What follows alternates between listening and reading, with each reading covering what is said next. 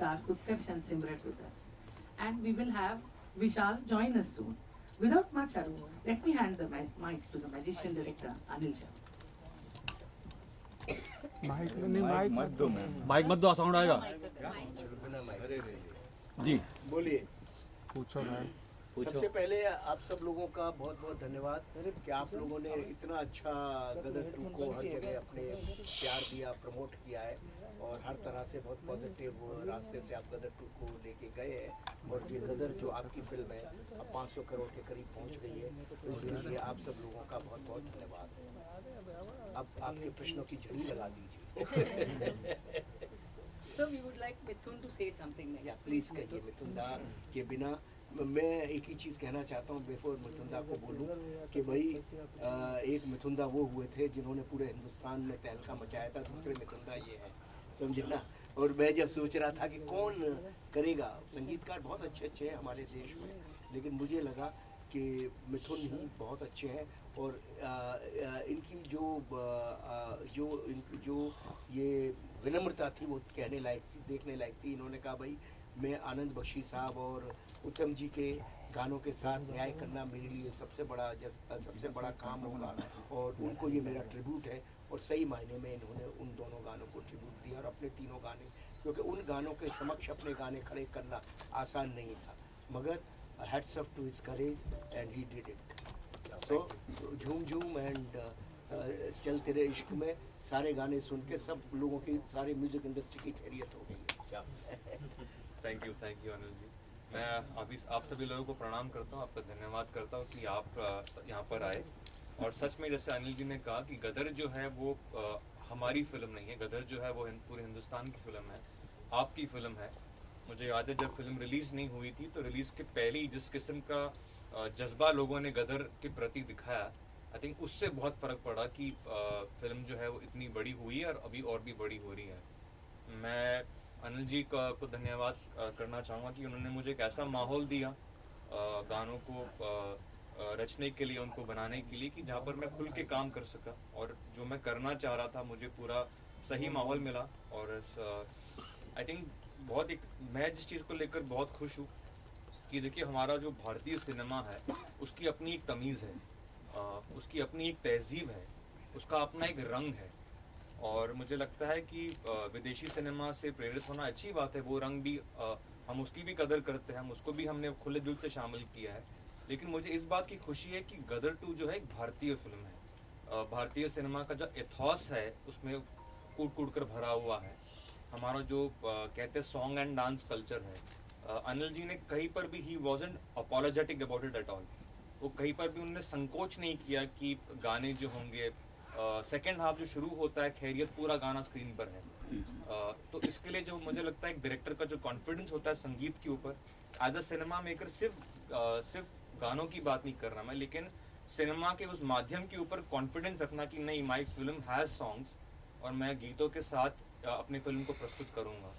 तो ये जो कॉन्फिडेंस है, मुझे लगता है ये जो भारतीय सिनेमा का जो इतिहास है, जो काम राज कपूर साहब ने किया, जो मनमोहन देसाई साहब ने किया, जो सुभाष घई साहब ने किया, अभी भी कर रहे हैं, मुझे लगता है कि उस पायदान को अनिल जी रिप्रेजेंट करते हैं। और पूरे हिंदुस्तान ने बता दिया कि वो उनके साथ है, क्योंकि ये फिल्म आंकड़ों से परे है। देखिए हम 500 करोड़ की बात करते हैं, लेकिन मुझे लगता है गदर का जो इमोशन है वो 5000 करोड़ से भी ज़्यादा है, वो कहीं और ही है, वो आसमान पर ही है। तो मैं इस बात को लेकर बहुत खुश हूँ। सिर्फ देखिए मैंने भी अपने जीवन में आप लोग की कृपा से मैंने सक्सेस देखा है, आशिकी 2 में भी देखा है, कबीर सिंह में भी देखा है, अनवर में भी देखा है, लेकिन ये जो उत्सव है, भारतीय सिनेमा का जो उत्सव है, ये मैं पहली बार देख रहा हूँ।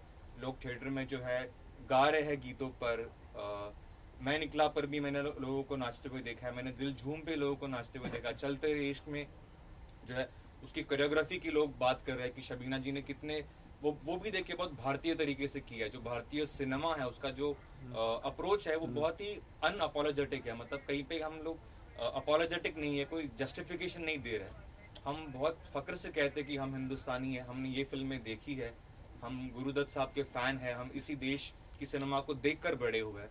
मैं लक्ष्मीकांत प्यारेलाल साहब का फ़ैन हूँ, मैं आर डी बर्मन साहब का फ़ैन हूँ, मैं रहमान सर का फ़ैन हूँ। इनको देखकर हम बड़े हुए हैं और बहुत गर्व से हम ये काम करते हैं। मैं उत्तम जी का फ़ैन हूँ, मैं बख्शी साहब का फ़ैन हूँ। और बहुत गर्व से हमने काम किया, और सबसे बड़ी बात है कि वो काम को जनता ने है जो है सराहा, उसको एक्सेप्ट किया, और आप लोग ने उसको जो इतना इतना बड़ा उत्सव बना दिया, तो इसको लेकर मैं बहुत खुश हूँ और मैं पूरे भारत का धन्यवाद करता हूँ। क्या मिथुन, how was your reaction जब अनिल जी ने आपको ये फिल्म सौंपा? पहले तो मुझे फ़क्र की बात लगी, क्योंकि देखिए जैसे मैं कह रहा था कि गदर अपने आप में इट्स नॉट अबाउट नंबर्स, एक दर्जे वाली फिल्म है, उसमें एक ग्रैंडर है, एक वैल्यू सिस्टम को रिप्रेजेंट करती है। तो I felt very very honoured कि Anil ji considered me as a composer who could, जो उसके इमोशनल ग्रेविटास को जस्टिफाई करे। और फिर हमारे सेशंस शुरू हुए एंड आई थिंक बहुत स्मूथली काम हुआ अनिल जी, कहीं पर भी कोई भी, it was a very very very very smooth feeling to do the entire music. अच्छा मिठू, खैरियत गाने में शायद ही ऐसा कोई होगा ऑडियंस में जो जिनके आंखों में आंसू नहीं आए हों, और उसमें डांस नहीं है, पूरा वेरी सोलफुल सॉन्ग बैकग्राउंड, तो उसके बारे में कुछ बताएंगे कि व्हाट वाज योर चैलेंज? देखिए खैरियत वाज द फर्स्ट, जो पहला मेरा जो ओरिजिनल गाना जो मैंने रिकॉर्ड किया गदर 2 के लिए, सबसे पहले जो मैंने गीत इनको पेश किया वो खैरियत था। और इसके पीछे एक बहुत अनोखी कहानी भी है, वो अनिल जी बहुत अच्छी तरह क्या हुआ था कि मैं मिथुन जी के पास गया और मिथुन जी के हमारे सेशन शुरू हुए। एक दिन हारमोनियम रखा हुआ था, आजकल तो कोई बजाता नहीं है, जानता नहीं है, तो मैंने मिथुन को बोला ये हारमोनियम ऐसे ही रखा हुआ है या बजाते भी हो?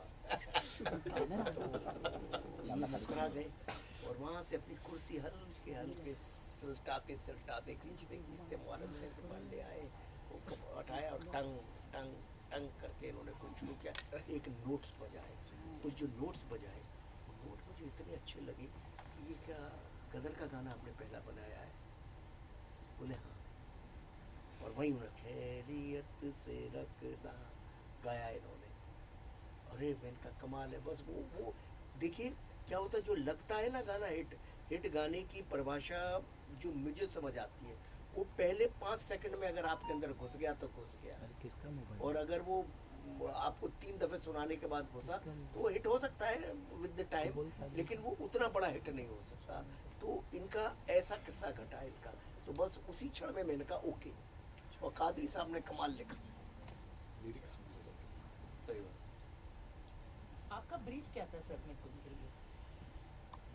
ब्रीफ मेरा यही था, मैंने मिथुन को बोला कि देखो भाई ये गदर 2 है, गदर तो सब जानते ही थे, और गदर के कैरेक्टर्स की कहानी को आगे बढ़ा गया है, तारा सकीना जीते की कहानी को आगे बढ़ाया है, और 2 गाने मैं पहले यूज़ कर रहा हूँ, मैं निकला और उड़ जा काले कावा। और मैं निकला उड़ जा काले कावा, ये दोनों गाने उदित जी ही गाएंगे। मिथुन ने बोला हाँ उदित जी ही गाएंगे ये गाने, क्योंकि उसकी सोलफुल आवाज़ हम बहुत अच्छी आवाज़ है, मगर उस गाने को सिर्फ उदित ही चाहिए और उसके अलावा कोई नहीं चाहिए। Requirement the song is Udit ji. और बहुत कुछ हो रहा था कि उदित जी जैसे होते ही है फिल्म में, जैसे अनिल शर्मा नहीं है, सनी देओल नहीं है, उदित नारायण नहीं है, फिल्म लाइन में तो ऐसे ही चलता है ना, या ये ख़त्म हो चुके हैं, इनकी कहानी ख़त्म हो गई है, तो अब सब शुरू हो गई उदित जी की कहानी, तो ये तो बरसा रहे हैं माल अभी। ये देखिए सब उल्टा बोल रहे हैं, इनको ये डर लगता है कि कहीं पैसे मैं ना मांग लूं। अब वो कहानी खत्म हो गई, जस्ट अब उल्टा हो गया मामला। तो ये हुआ। तो फिर मैंने इनसे कहा, तो बोले कि भाई इनको ये था कि भाई गदर के गाने हैं और गदर के गानों के सामने अपने नए गाने खड़े करना आसान नहीं है। तो इन्होंने हमारी इनमें बेसिक बात हुई कि गदर के गानों को हम एज इट इज़ ही रखेंगे, कुछ चेंज नहीं करेंगे। जो आजकल जैसे लोग बनाते हैं, कोई भी गाना बना लेते हैं, पुराने गाने को रिप्राइज करते हैं और रिप्राइज वर्जन होता है। आप जब पुराने गाने को ले रहे हो तो उसकी आत्मा को लो ना। आप फालतू में एक मुखड़ा लेके फालतू की 10-20 चीज़ें डाल दे तो उसका कोई मतलब नहीं है, वो गाने हिट होते ही नहीं है। वो गानों का कोई बहुत छोटा सा, क्योंकि हिट गाना तो जो बहुत से रिप्राइज वर्जन बने वो ख़त्म भी हो गए, लेकिन ओरिजिनल गाने आज तक भी चल रहे हैं। तो ये तय हो गया। इन्होंने भी खुद कहा मैं वही करूँगा, बस उनका साउंड नहीं करूँगा और वर्डिंग भी हम चेंज नहीं करेंगे। Anand Bakshi can not be replaced, who can replace Anand Bakshi. तो वही रहा और उदित जी भी वही रहेंगे, अलका जी भी वही रहेंगी। ये सारी चीज़ें करके इनके लिए बड़ा चैलेंज था, नई साउंड को लाना, नया सब कुछ करना, ये किया। और इनके सामने ऑलरेडी एक बड़ी लकीर खड़ी थी। देखिए इनके लिए बहुत, जैसे हमारे लिए था कि गदर खड़ी थी, गदर 2 बनाना, इनके लिए भी सामने एक बड़ी लकीर खड़ी थी कि गदर के गाने खड़े हुए थे, उनके सामने अपने गानों को खड़ा करना, नए गानों को आसान नहीं था। पूरा हिंदुस्तान मुझसे पूछ रहा था कि गदर के नए गाने क्या हैं, और ये भी जानते थे कि नए गाने क्या है। तो वो नए गानों को पुराने गानों के सामने खड़ा करना बहुत बड़ा चैलेंज था। वो चैलेंज उन्होंने लिया और ईश्वर की कृपा से आज सारे गाने यूट्यूब पर ट्रेंड हो रहे हैं, चाहे वो तेरे इश्क में हो, चाहे खैरियत हो, चाहे दिल झूम झूम हो, ये सब गाने चल रहे हैं। और पुराने 2 गानों की तो बात ही अलग है। वो तो मैं निकला और उड़ काले कावा, वो तो लोगों के ब्लड में, अब ये गाने भी लोगों के ब्लड में आ गए हैं। Mithun, how did you take up this challenge? क्या किया आपने जो मतलब फिर से हिस्ट्री बनाया? देखिए, आई थिंक चैलेंज, जीवन के चैलेंज से बचने के लिए मैं संगीत करता हूँ, क्योंकि जब मैं अपने स्टूडियो में प्रवेश करता हूँ तो वो मेरे लिए सुकून का पल है। वो I look forward to that, कि दुनिया के कलेश से मैं दूर होके और अपना संगीत कर सकूँ। तो मुझे लगता है जब तक वो मदहोशी मेरे साथ है, जब तक वो माहौल मेरे साथ है, आई थिंक मैं कोई चैलेंज या कोई प्रेशर नहीं था, मैं एक्साइटेड था और मुझे लगा था कि हाँ मैं करूँगा। और जैसे अनिल जी ने कहा कि जब उड़ काले कावा और मैं निकला की भी बात आई, तो ये दोनों गीत मुझे लगता है भारत में प्रार्थना समान है ना। इसको ये प्रार्थना तो आप इसको छेड़ नहीं सकते। और जितना आदर मैं इन गीतों का करता हूँ, जितना मैं उत्तम जी और बख्शी साहब का करता हूँ, मुझे कहने